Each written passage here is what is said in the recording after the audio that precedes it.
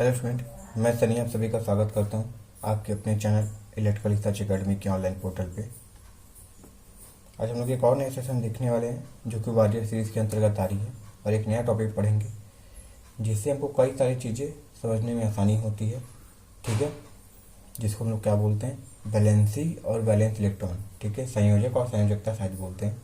ठीक है, तो उसको हम लोग देखेंगे क्योंकि बहुत ज़्यादा कन्फ्यूजन होता है लोगों में, सवाल पूछने पे गलत हो जाता है। आता होगा मगर दो ऑप्शन में गलत कन्फ्यूजन होता जाती होगी। ठीक है, तो इस सवाल को हम लोग आगे करेंगे या फिर इस टॉपिक को देखेंगे। तो वो टॉपिक देखने से पहले अगर सेशन पसंद आए तो वो सेशन को लाइक, शेयर और चैनल पर पहली बार होगी तो सब्सक्राइब जरूर कर लेना चैनल को। ठीक है, क्योंकि हम लोग डेली हर अल्टरनेट डे पे कुछ ना कुछ टॉपिक नए लाते हैं जो इम्पोर्टेंट होते हैं एग्ज़ाम के पॉइंट ऑफ व्यू से। ठीक है, तो लोग पढ़ने क्या वाले हैं, वैलेंस तथा वैलेंसी। इसको कहीं कहीं वैलेंस इलेक्ट्रॉन भी बोलते हैं और हम लोग वैलेंसी देखने वाले हैं। ठीक है, तो बहुत ज़्यादा इंपॉर्टेंट टॉपिक है जो अक्सर पूछे जाते हैं। सवाल कैसे पूछे जाते हैं, जैसे तुमसे पूछा जाएगा कि किसी तत्व में अगर बाहरी कक्ष में एक इलेक्ट्रॉन है तो वो क्या कहलाएगा, तो सर उसको हम लोग क्या बोलते हैं, चालक बोलते हैं।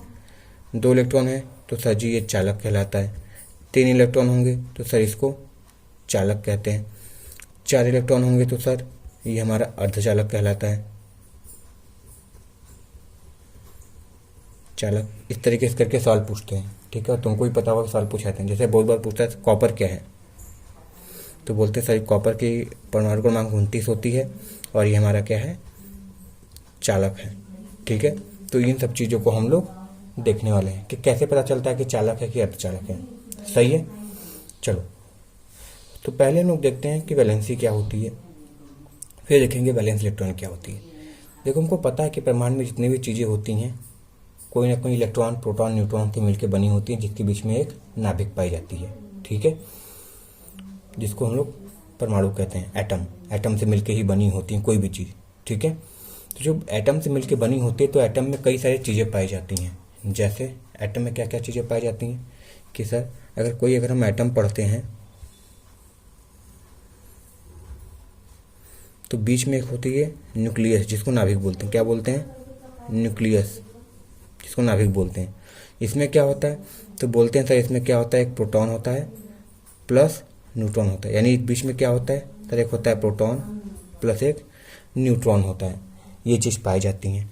और इसके जो बाहरी ये जो न्यूक्लियस है, न्यूक्लियस के बाहर हमारे क्या पाए जाते हैं, इलेक्ट्रॉन पाए जाते हैं। क्या पाए जाते हैं, इलेक्ट्रॉन पाए जाते हैं, जो क्या करता है, निरंतर न्यूक्लियस के चारों तरफ घूमता रहता है। जैसे सूर्य के चारों तरफ पृथ्वी घूमती रहती है उसी तरह इलेक्ट्रॉन भी न्यूक्लियस के चारों तरफ घूमता रहता है। अच्छा, नोट करने वाली बात क्या है जिससे सवाल पूछा जाता है कि सर एटम का सारा भार नाभिक में सम्मिलित होता है। ठीक है, यानी जो भी एटम का भार है वो किसके कारण होगा, केवल न्यूक्लियस में मौजूद तत्व के कारण ही होगा। ठीक है, तो न्यूक्लियस में हमारे क्या है सर, हमारा क्या है, प्रोटॉन प्लस न्यूट्रॉन है। ठीक है, तो अगर 4 प्रोटॉन है तो एक प्रोटॉन का भार कितना होता है, गुणे 4 से मल्टीप्लाई कर दो। न्यूट्रॉन कितना होता है भार, अगर 4 न्यूट्रॉन है तो जितना वो है उसके भाग कर दो, सॉरी गुणा कर दो। तो ये तुम्हारा प्रोटॉन प्लस न्यूट्रॉन जोड़ने से तुम्हारा हमेशा क्या बताता है सर, भार ही बताता है। क्या बताता है, भार बताता है। और अगर यही इलेक्ट्रॉन को गिन लो या फिर प्रोटॉन को गिन लो, ये हमेशा किसके बराबर होते हैं सर, परमाणु यानी एटॉमिक नंबर, परमाणु क्रमांक के बराबर होते हैं। ठीक है, और याद रखना इलेक्ट्रॉन और प्रोटॉन सदैव बराबर होते हैं किसी अणु में। ठीक है, सही है ना, इलेक्ट्रॉन और प्रोटॉन सदैव बराबर होते हैं। यानी 10 इलेक्ट्रॉन है तो 10 प्रोटॉन भी होंगे। ठीक है, इसलिए क्या होता है, और एटम यानी अणु हमेशा, परमाणु हमेशा उदासीन रहते हैं।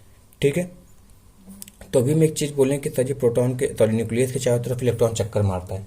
तो इलेक्ट्रॉन चक्कर मारता है तो ऐसा ही नहीं कि कहीं पे भी मारने लगेगा। अब जैसे ग्रह चक्कर मारता है तो ऐसा नहीं मतलब कहीं पे भी मारने लगता है, उसकी एक कक्षा होती है।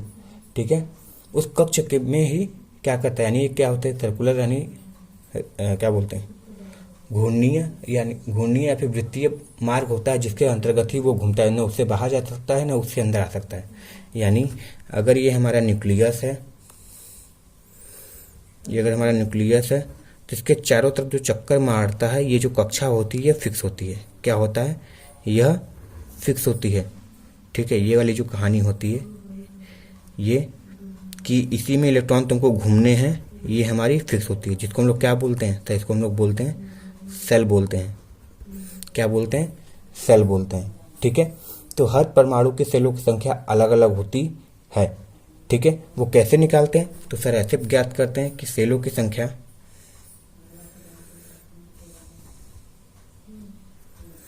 सेल है ना, सेल की संख्या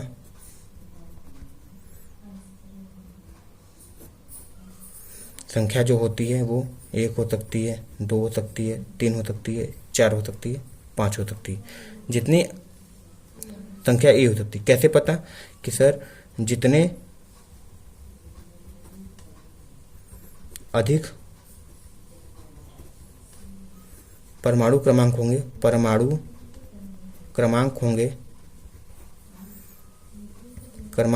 होंगे और ये तुम्हारे याद रखना, तुम्हारे एलपी के जो जीएस के क्वेश्चन होते हैं उसमें भी बहुत ज़्यादा पूछे जाते हैं, जनरल साइंस के, फिजिक्स में। ठीक है, तो इसको वहाँ पे भी पढ़ लो, एलपी में भी, और हर एग्जाम में एग्जाम्पल हो, टेक्निकल की हो चाहे नॉन टेक्निकल की हो, परमाणु क्रमांक होंगे। ठीक है, यानी कार्बन की कम होगी तो हो सकता है फॉस्फोरस की ज़्यादा हो, तो कॉपर की और भी ज़्यादा हो कक्षाओं की संख्या। ठीक है, तो इसको दिखाते हैं, कहते हैं सेल के नाम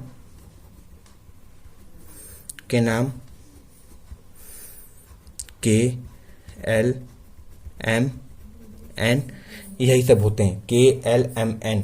ठीक है, अभी ये हम लोग 10 तक पढ़ते हैं, अगर ऊपर जाएंगे तो इसके भी सब सेल होते हैं, यानी जो तुम्हारे जो 4 सेल हैं KLMN, जैसे ये हमारे क्या हो जाएंगे, KLM, एक और बनाते तो N हो जाता, इसके भी सब सेल होते हैं, यानी ये भी क्या होते हैं, छोटे छोटे भागों में टूटते हैं, तो कभी और दिन देखेंगे। ठीक है, फिलहाल हमको इतने से ही हमारे कॉन्सेप्ट क्लियर हो जाएंगे, तो हम लोग केवल इसको देखते हैं। ठीक है, KLMN होते हैं। अच्छा, अब हम बोल दें कि न्यूक्लियस के चारों तरफ इलेक्ट्रॉन लगाते हैं, यानी चक्कर लगाते हैं, यानी इसमें कितने इलेक्ट्रॉन लगाएंगे या इसमें कितने इलेक्ट्रॉन भरे जाएंगे, क्योंकि ऐसा नहीं कि सभी इलेक्ट्रॉन एक ही में भरे जाए ना, तभी तो सेलों की संख्या बदल रही है, क्योंकि जैसे जैसे इलेक्ट्रॉनों की संख्या बढ़ती चली जाएगी सेल की संख्या भी बढ़ रही है, तो कुछ फिक्स होगा ना कि इसमें इतने ही इलेक्ट्रॉन चक्कर मार सकते हैं, इससे ज़्यादा नहीं होगा। ठीक है, तो कैसे पता चलता है, तो इसका फॉर्मूला होता है कि इलेक्ट्रॉनों की संख्या प्रत्येक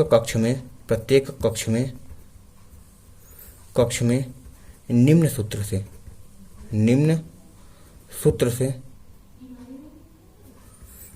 सूत्र से ज्ञात किया जाता है,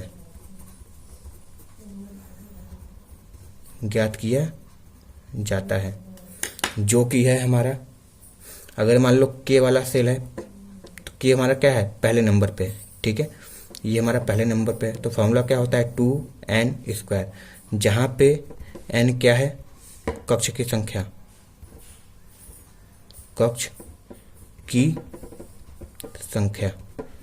ठीक है, तो अगर ये कक्ष की संख्या है, ये n है ना, कक्ष की संख्या K कौन सी है, हमारी पहली है, तो कितना हो जाएगा, सर जी इसमें 2 इलेक्ट्रॉन भरेंगे। उसी तरह L की बात करें तो सर जी 2n² होता है, 2L कितने नंबर पे, 2 नंबर पे, इसको कर देते हैं, सर जी 8 हो जाएगा, यानी 8 इलेक्ट्रॉन की आवश्यकता होगी, अधिकतम 8 इलेक्ट्रॉन भर सकते हैं। M में 2, 3 का स्क्वायर, तो 2 × 9 हो जाएगी, यानी 18 इलेक्ट्रॉन अधिकतम भर सकते हैं। N होता है तो 2, 4 का स्क्वायर, यानी अधिकतम 32 इलेक्ट्रॉन भर सकते हैं। ठीक है, तो ये सब कहानी है कि प्रत्येक कक्ष में कितने अधिकतम इलेक्ट्रॉन भरे जा सकते हैं।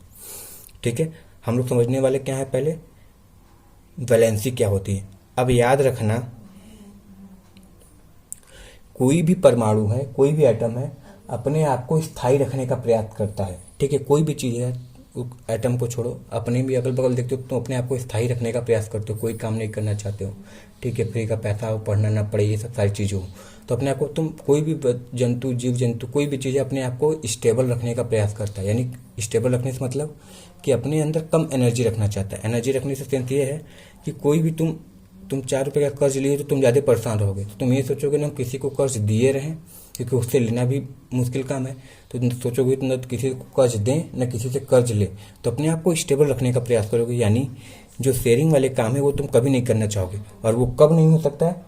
जब तुम्हारे इलेक्ट्रॉन के जो संख्या है, प्रत्येक कक्षा में जितनी अधिकतम संख्या उतनी भरी रहे तब। ठीक है, यानी तुम हमेशा चाहोगे कि तुम्हारे बाहरी कक्षा में 8 इलेक्ट्रॉन रहे। ठीक है, बाहरी कक्षा में हमेशा 8 इलेक्ट्रॉन रहे, तुम ये चाहोगे। ठीक है, तो इससे ज्ञात किया जाता है। एग्जाम्पल के तौर पे ले, जैसे हम बात करते हैं सोडियम। सोडियम पे तुम अधिकतर देखोगे जब तुम पीरियोडिक टेबल पढ़ोगे तो उस पर +1 ऐसे लिखा रहता है। ठीक है, और ये जो +1 होता है यही तुम्हारी वैलेंसी होती है, सबको पता है। मगर ये +1 आया कैसे, इसको देखते हैं। देखो ये तो न्यूक्लियस हो गया और भी इसी में प्रोटॉन होगा, तो प्रोटॉन से नहीं मतलब, हमको इलेक्ट्रॉनों की संख्या से मतलब है। तो ये 1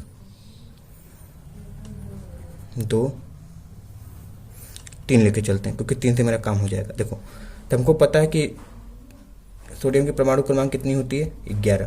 तो इसका अगर तोड़ना चाहें तो क्या हो जाएगा, पहली कक्षा में 2 इलेक्ट्रॉन भर दिए, बचे कितने, 9। दूसरी कक्षा में 8 इलेक्ट्रॉन भर दिए, फिर भी तीसरी कक्षा में कितने बच जाएंगे, हमारे 1 इलेक्ट्रॉन बच जाएंगे। ठीक है, तो 2 8 1 हो गया, इतना सही है। ये बात भी है, यानी पहली कक्षा में 2 इलेक्ट्रॉन, दूसरे में 1 2 3 4 5 6 7 8 इलेक्ट्रॉन, तीसरे में 1 इलेक्ट्रॉन बच गए। ठीक है, अच्छा अब 1 इलेक्ट्रॉन अधिक हो गया किसी कक्षा में, तो हम बोलें कि कम से कम उसको 8 चाहिए अपने आप को स्टेबल रखने के लिए। तो या तो 8 करने के लिए जो बाहरी कक्षा इलेक्ट्रॉन है 1, वो कहीं से 7 ले, या फिर 1 भी अपना कहीं पे भी त्याग कर दें। ठीक है, वो चाहे तो 7 लेके भी 8 कर सकता है, या ये 1 इलेक्ट्रॉन कहीं बाहर भेज दे, तब भी क्या हो जाएगा, इसके पास 8 ही बचेगा ना, तभी तो स्टेबल हो जाएगा। तो किसी को दे भी सकता है और किसी से ले भी सकता है। मगर तुम ये सोचो कि 8 ईंटें हैं, ठीक है, सॉरी 1 ईंट है। ठीक है, तो तुम क्या चाहोगे, 1 ईंट है तो तुम क्या चाहोगे, 7 ईंट ऊपर से नीचे लाना चाहोगे कि 1 ईंट ऊपर पहुंचाकर अपने आप को संतुष्ट करना चाहोगे। तो तुम बोलोगे सर जी 7 ईंट किस ऊपर से नीचे लाने में हमको ज़्यादा एनर्जी लगेगी और 1 ईंट ऊपर पहुंचाने में कम एनर्जी लगेगी। तो तुम क्या करोगे, 1 ईंट ऊपर पहुंचाना चाहोगे। यानी 1 इलेक्ट्रॉन तुम क्या करना चाहोगे, किसी को गिव करना चाहोगे। गिव मतलब किसी को देना चाहोगे, न कि 7 लेकर अपने आप को कंप्लीट करना चाहोगे। 1 किसी को दे दोगे तब भी तुम्हारी बाहरी कक्षा में 8 ही बचेंगे। तो ये जो तुम दिए हो वो क्या किए हो, तुम देने वाले हो गए ना, तुम यानी कर्ज दाता हो गए ना कि कर्ज लेने वाले, और कर्ज देने वाला हमेशा बड़ा होता है। तो कितने इलेक्ट्रॉन दिए थे, सची 1 इलेक्ट्रॉन दिए थे। ठीक है, और दिए थे तो प्लस लग गया। अब यही तुम्हारी जो होती है वैलेंसी हो जाती है, तो ये +1 हो जाता है। ठीक है, अच्छा अल्युमिनियम देखते हैं, अल्युमिनियम से भी समझ में आ जाएगा तुमको। अल्युमिनियम का एग्जाम्पल देखते हैं, कितनी होंगे इसके तोड़ेंगे तो 2 8 3 होगा, क्योंकि कितने होते हैं सर जी परमाणु क्रमांक, 13 होते हैं। ठीक है, चलो तो 2 8 3 हो गया। अब इसको तोड़कर देखते हैं कैसे निकलेगा। तो सर ये इसको तोड़ें तो सर बीच में तो न्यूक्लियस हो जाएगा, कोई दिक्कत नहीं है। 1 2 3 है, बाहरी कक्षा में 2 इलेक्ट्रॉन, उसके बाहरी में कितने होंगे, 8 होंगे, क्योंकि पढ़े हैं ना 8 इलेक्ट्रॉन, तो 8 हो जाएंगे। 1 2 3 4 5 6 7 8 इलेक्ट्रॉन। अच्छा बाहरी कितने बच गए अभी, 3, तो 3 लगा देते हैं। 1 इलेक्ट्रॉन 2 इलेक्ट्रॉन और ये 3 इलेक्ट्रॉन।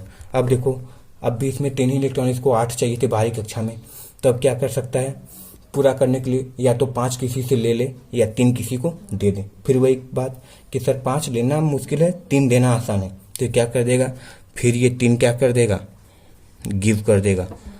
यानी और तुमको ही पता है कि देने वाला बड़ा होता है, लेने वाला छोटा, तो 3 प्लस, इसलिए बोलते हैं तुम कहीं पढ़ोगे पीरियोडिक टेबल में तो +3 लिखा होता है। यानी उसकी वैलेंसी कितनी होती है, 3 होती है। ठीक है, कितनी होती है, 3 होती है। ठीक है, चलो एक माइनस वाला करके एग्जाम्पल समझा देते हैं। आई होप ये 2 समझ में आ गए होंगे। एक लास्ट देखते हैं क्लोरीन क्या होता है, फिर उसके बाद बैलेंस समझेंगे, बैलेंस इलेक्ट्रॉन क्या होता है। क्लोरीन, क्लोरीन तीसरा है।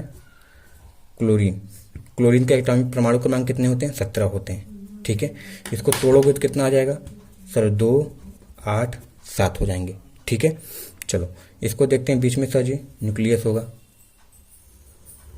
1 2 ये 3 हो गए। बीच वाली कक्षा में कितने हो गए? 2 इलेक्ट्रॉन। उसके बाहरी में 8 इलेक्ट्रॉन भरे जाएंगे, 3 4 हो गए 8, 1 2 3 4 5 6 7 8, ठीक है। और बाहरी कितने में? 7 है ना, यानी 1 electron 2 electron 3 electron 4 electron 5 electron 6 electron 7 electron. अब देखो इसको अब 1 इलेक्ट्रॉन की कमी हो रही है, 1 इलेक्ट्रॉन आ जाता है तो ये भी क्या हो जाते हैं? 8 हो जाते हैं बाहरी कक्षा, और अपने आप को स्थायी कर लेता है, जो कि हर एटम चाहता है। मगर चूंकि इसमें 1 कम है, तो अब देखो इसके पास बाहरी कक्षा में कितने हैं? 7 इलेक्ट्रॉन है। अब ये 7 इलेक्ट्रॉन देने से बढ़िया है कि एक किसी से मांग ले, यही है ना, कि 7 देने में इसको ज़्यादा एनर्जी लगेगी और 1 लेने में कम एनर्जी लगेगी। तो ये करेगा क्या? किसी से 1 उधार लेगा, यानी बोरो करेगा। बोरो मतलब उधार लेना होता है। और 1 इलेक्ट्रॉन क्या करेगा? उधार लेगा। और किसी से 1 उधार लेने का मतलब वो क्या है? वो नेगेटिव में जा रहा है, ठीक है। तो ये क्या करेगा? 1 उधार ले लेगा। और जब 1 उधार लेता है तो वैलेंसी तो एक ही रहती है, क्योंकि एक ही की आवश्यकता थी। मगर चूंकि ये उधार लिया था तो यहाँ पे माइनस लग जाएगा। तो क्या कहते हैं? -1। तुम कहीं पे भी पीरियोडिक टेबल पे देखोगे तो 1 माइनस होता है, ठीक है। फॉस्फोरस पे देखोगे तो 3 माइनस होता है, क्योंकि बाहरी कक्षा में 5 इलेक्ट्रॉन होते हैं और 3 कहीं से मांगता है 8 करने के लिए। 5 देना अधिक एनर्जी लिखेगी, मगर 3 लेना आसान होता है, ठीक है। तो ये हमारी क्लोरीन की हो गई।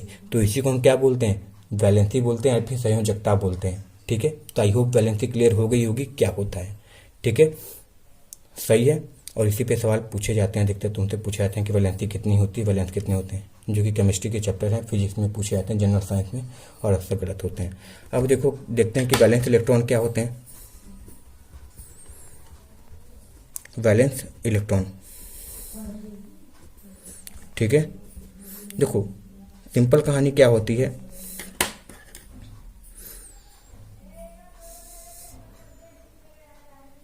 इलेक्ट्रॉनिक कॉन्फ़िगरेशन करने पे, जिसको विन्यास बोलते हैं, कॉन्फ़िगरेशन यानी बांटने के बाद, यानी सेलों में बांट दिए इसको, इलेक्ट्रॉनों को, ठीक है, यानी इसको विन्यास बोलते हैं, बांटना। इलेक्ट्रॉनिक कॉन्फ़िगरेशन के बाद मौजूद बाह्य कक्षा में इलेक्ट्रॉन को ही वैलेंस इलेक्ट्रॉन कहते हैं। और याद रखना, इसको नोट करके लिख दे रहे हैं, ठीक है।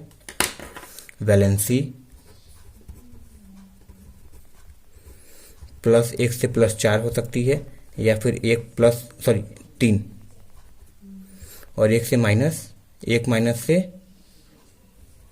से 3 हो सकती है। ये पॉजिटिव, और ये 1 से 3 तक ही हो सकती है। 4 तो हमारे अर्धचालक में चले जाते हैं, ठीक है, तो इसको याद रखना। अब वैलेंस इलेक्ट्रॉन कहते हैं, जैसे 3 एलिमेंट इसमें भी लेके देखते हैं। पहला सर अल्युमिनियम लेके देखते हैं, दूसरा हम लेके देखते हैं फॉस्फोरस, तीसरा मैग्नीशियम लेके देखते हैं, चौथा क्लोरीन लेके देखते हैं, और 5वां एक ले लेते हैं नियॉन, ठीक है। चलो अल्युमिनियम कितने इलेक्ट्रॉन सर होते हैं? 13 इलेक्ट्रॉन। इसको तोड़ते हैं तो कितना आता है? 2 8 3, यही आएगा। इसको ये कितने होते हैं सर? ये 15 होते हैं। इसको तोड़ने में कितना आ जाएगा? 2 8 5। मैग्नीशियम में कितने होते हैं? 12 होते हैं। अच्छा, इसकी वैलेंसी की बात करें तो सर ये होता है +3, ये कितना होता है? -3, ठीक है, और ये +2 और ये -1। वैलेंसी की बात कर रहे हैं। और नियॉन की वैलेंसी कितनी होती है? नियॉन की वैलेंसी हमारी होती है 0 होती है, ठीक है। नियॉन की वैलेंसी नहीं आती है, अभी बताएंगे क्यों। चलो तो इसको तोड़ के देखिए। अच्छा, मैग्नीशियम की कितनी हो जाएगी? तो सर हो जाएगी 2 8 2, इसकी 2 8 7, क्योंकि कितनी होती है? 17 होती है ना परमाणु क्रमांक, इसलिए। और नियॉन की कितनी होती है? 10 होती है। तो कितना हो जाएगा? 2 8। अब देखो आगे, इसको बनाना चाहें तो कितना हो जाएगा? तो न्यूक्लियस बीच में 1 2 3, अंदर में 2, बाहरी में 8, और एकदम बाहरी में 3 इलेक्ट्रॉन, 1 2 3। अब देखो वैलेंस इलेक्ट्रॉन वही बताया कि जो बाहरी कक्षा में जितने इलेक्ट्रॉन होते हैं उसको गिन लो, वही तुम्हारे वैलेंस इलेक्ट्रॉन है। यानी इसमें वैलेंस इलेक्ट्रॉन कितने हैं? 3 वैलेंस इलेक्ट्रॉन, यानी V का मान कितना हो जाएगा? 3 हो जाएगा। इसमें प्लस माइनस नहीं देखा जाता है जी, कितना लेना है क्या देना है, बस 3 हो गया तो हो गया, ठीक है। चलो बाहरी कक्षा में गिन लिए, वही तुम्हारे क्या हो जाते हैं? Valence electron. तो वैलेंस इलेक्ट्रॉन इसमें 3 हो जाएंगे। और यही एल्युमिनियम वहाँ पे लेते पीछे ले रहे थे तो हम क्या कर रहे थे? +3 हो जाता है। इसमें ऐसा कुछ नहीं, प्लस माइनस होता है। फास्फोरस की बात करें तो फास्फोरस कितना हो जाएगा?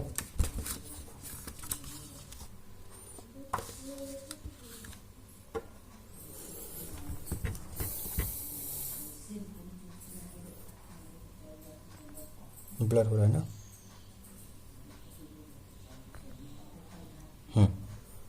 देखो अब इसको बनाते हैं तो सर ये कितना हो जाएगा? सर हमारा न्यूक्लियस बीच में हो जाएगा, 1 2 3 हो गए। इसमें 2 हो जाएंगे, इसमें 8, 1 2 3 4 5 6 7 8। और बाहरी में 1 electron, 2 electron, 3 electron, 4 electron, 5 electron. अच्छा जब वैलेंसी होते तो कहते हैं कि अच्छा सर जी 5 है तो 3 इसको चाहिए, क्योंकि 5 देना मुश्किल होता है, 3 लेना आसान होता है, तो वैलेंसी -3 हो जाती, तो वैलेंसी मार देते हैं। मगर इसमें क्या है कि बाहरी कक्षा में कितने इलेक्ट्रॉन हो बस उसको गिन लो, तो सर ये हमारे कितने हो जाएंगे? 5 वैलेंसी इलेक्ट्रॉन हो जाएंगे, ठीक है। यही कहानी हो गई। मैग्नीशियम की बात करें तो सर ये न्यूक्लियस है तो 1 2 3, बीच में कितने हो जाएंगे? 2 इलेक्ट्रॉन, 1 2 3 4 5 6 7 8। और बाहरी में 1 इलेक्ट्रॉन, 2 इलेक्ट्रॉन। अच्छा वैलेंसी निकालते हैं तो क्या कहते हैं? सर जी +2 हो जाता है। क्यों? क्योंकि 8 कंप्लीट करने के लिए चाहिए, 6 लेना मुश्किल है, 2 देना आसान है, तो कहते हैं देने वाला कर्ज देता है तो हमें तब पॉजिटिव होता है तो +2 लगा देते हैं। मगर इसमें क्या है, केवल वैलेंसी के इलेक्ट्रॉन मतलब बाहरी तक हम कितने इलेक्ट्रॉन गिरो तो V का मान 2 हो जाता है वैलेंसी इलेक्ट्रॉन का, ठीक है। क्लोरीन की बात करते हैं तो देखो क्योंकि 7 बाहरी कक्षा में होते हैं तो 7 देना मुश्किल है, 1 लेना आसान है, तो 1 ले लेता है तो कर्ज में आ जाता है, इसलिए -1 लगाए। मगर यहाँ पे देखें तो न्यूक्लियस 1 2 3, 1 इलेक्ट्रॉन, 4 5 8, 8 इलेक्ट्रॉन हो गए, ठीक है। बाहरी कक्षा में 1 electron, 2 electron, 3 electron, 4 electron, 5 electron, 6 electron, 7 electron. अब वैलेंसी की बात करते हैं तो सर जी 1 कहीं से मांगता अपने आप अपनी कक्षा को पूर्ण करने के लिए, क्योंकि 7 देना मुश्किल है, 1 लेना आसान है, तो वैलेंसी -1 आती। मगर यहाँ पे क्या है, बाहरी कक्षा में गिनो कितने इलेक्ट्रॉन है? 7 हैं, तो सर वही हमारी वैलेंस इलेक्ट्रॉन हो जाएंगे। इसमें प्लस माइनस का चक्कर नहीं फंसता है, ठीक है। अच्छा नियॉन की बात करते हैं तो वैलेंसी क्यों 0 होती है? क्योंकि देखो ये न्यूक्लियस है, 1 2, हालांकि अब इसमें 2 ही से बन जाता है, क्योंकि एक इसमें भर देते हैं 2 इलेक्ट्रॉन, और बाहरी कक्षा में 1 2 3 4 5 6 7 8, यानी बाहरी कक्षा में 8 इलेक्ट्रॉन है, ठीक है। अब देखो अगर वैलेंसी की बात करें तो बाहरी कक्षा में 8 इलेक्ट्रॉन है, और इसकी क्या है जो कक्षा है पूर्ण रूप से भरी हुई है, न किसी से लेने की जरूरत है न किसी को देने की जरूरत है, ठीक है। तो क्या करेगा, किसी के पास जाएगा, किसी द्वार पे उल्टा सीधा मांगने पीटने नहीं जाएगा। इसलिए बोलते हैं कि सर जो नियॉन होता है वो कभी भी क्रिया नहीं करता, क्योंकि वो दूसरे एलिमेंट के पास जाएगा नहीं तो उनके साथ प्रतिक्रिया क्या करेगा, ठीक है। इसलिए बोलते हैं इसकी वैलेंसी फिर कितनी हो जाएगी? 0 हो जाएगी। वैलेंसी 0 हो जाती है, न किसी को मांगता है न किसी को देता है, क्योंकि अपने आप में ही ये पूर्ण है, ठीक है। मगर जब वैलेंस इलेक्ट्रॉन की बात करें तो बाहरी कक्षा में कितने हैं? 8 इलेक्ट्रॉन है, तो इसको गिन लो कितने हो जाएंगे? 8 इलेक्ट्रॉन हो जाएंगे, तो ये हमारी वैलेंस इलेक्ट्रॉन हो जाती है, ठीक है। तो इसको एक बार फिर से देख लेना, और इम्पॉर्टेंट है, तुम्हारे हर एग्जाम में पूछे जाते हैं, ठीक है। तो आई होप तुमको वैलेंस इलेक्ट्रॉन समझ में आया होगा, वैलेंसी समझ में आई होगी कैसे निकालते हैं, ठीक है। तो एक छोटा सा सेशन है, आई होप पसंद में आया होगा, ठीक है। तो पसंद आया तो बाबू तुम्हारे LP के लिए भी एग्जाम्पल है, क्योंकि ऐसे क्वेश्चन पूछे जाते हैं, ठीक है। तुम्हारे नॉन टेक के जितने एग्जाम है GS के क्वेश्चन आते ही हैं, वहाँ पे भी एग्जाम्पल है, तो इसको ध्यान से देख लेना। सेशन को लाइक कर देना, शेयर कर देना, और चैनल पे पहली बार हो गए तो सब्सक्राइब जरूर कर लेना। मिलते हैं नेक्स्ट वीडियो में, तब तक के लिए thank you very much and all the very best. Vande Mataram.